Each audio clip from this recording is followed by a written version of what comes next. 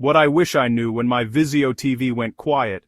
Instead of panicking, try these quick fixes. You might be surprised how simple it is. First, make sure your TV isn't muted and the volume is turned up. It sounds simple, but it's easy to miss. Next, double-check your input source. Sometimes switching HDMI ports or cables can bring the sound back.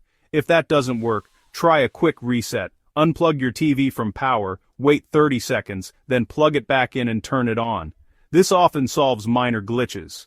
Go to your TV menu and check the audio settings. Make sure speakers are set to TV speakers and the audio format is set to PCM if you're not using external sound devices.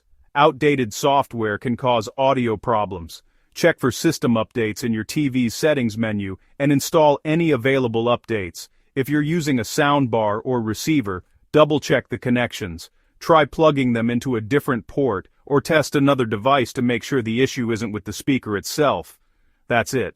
Follow these steps and your Vizio TV sound should be back. Need more help? Drop your question in the comments.